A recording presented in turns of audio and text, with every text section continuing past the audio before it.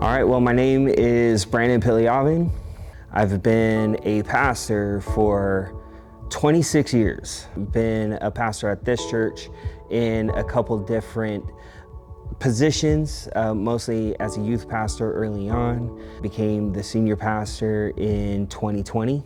The thing about this church, it's an inner city urban church, but it is made up of pretty much every culture you could think of. We have represented in this body people from all ethnicities, backgrounds.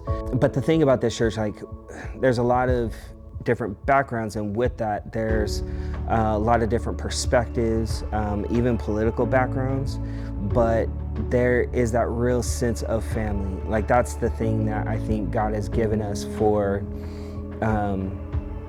just a definition for our church, who we are, is we are very much like a family church. A church that believes in discipleship. We believe in outreach. It's built into our DNA, which leads us to the grant and what that is used for. But in terms of loving people, loving one another, as a means of service and extension of God's love for us, and just the gratitude of God's love, that really defines who we are. In 2025, we received the Manna Grant for a mobile outreach trailer. The idea is that we put on these block parties throughout the neighborhood. It's done so for a number of reasons. For one, we want to be able to get outside the walls and the gates of this church. We've done tons of outreach in years past, but it was always trying to bring people here into the parking lot, into the building. And we really wanted to make an even stronger effort to get into our neighborhood, and we wanted a means of doing that. And so rather than just going door by door and knocking on people's doors and asking them to come out and pray, we wanted to bring them into a place of fellowship, where we can just interact with them, engage them, encounter them with some games, with just a lot of fun and interaction. So in this trailer, we have a grill where we cook them up some food, some hamburgers, hot dogs, things like that. We have a face painting station. We have a mobile barber shop. And we have just all kinds of games for kids to play. We got chairs and places for families to sit. And the idea is to just simply love our neighbors and to be there for them, to hear them, to hang out with them. And through that engagement, it opens up doors for the gospel. Sometimes right then and there, sometimes it's just inviting them to church. And now they're not being invited to some random church, but one that they have seen and met the people, and they have felt the heart as we've loved them and served them.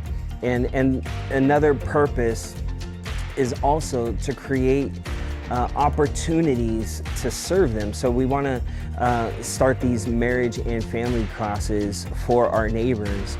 But before we do, we want them to know us, and we want to know them, so that they're not just being invited into something disconnected, but something that they're already being able to experience for themselves. So we have this couple that go to our church. They live in our neighborhood, and the wife gave her life to Jesus a few years ago, and she had asked us to be praying for her husband for a bunch of years, who was caught up in all kinds of stuff. And so we prayed for him. We reached out to them both. And then she started bringing him here a little bit more, and you could see how God was just chiseling away at his heart and speaking into his life in very specific ways. And God so transformed not only their marriage and their whole lives, but gave them such a heart to see God do the same. And so they have been really essential in our mobile block parties.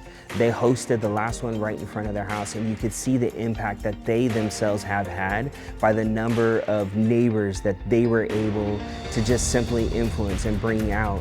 And so it gave our church an opportunity to love their neighbors as they continue to love their neighbors. And so it really speaks to the family dynamics of the church, the heart for reaching out, and the way that God transforms lives so that they continue into the lives of others what God has done in their lives specifically. And it's super powerful, and we got to see that this last time. So for all the donors, I would just simply say thank you.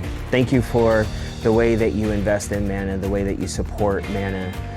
For church planners and for pastors of small churches, there's so much that I believe that God puts on our heart and gives us vision for that go beyond our own resources. And we know that God is the greatest resource that we have and gives us an opportunity to use whatever it is that He's given us.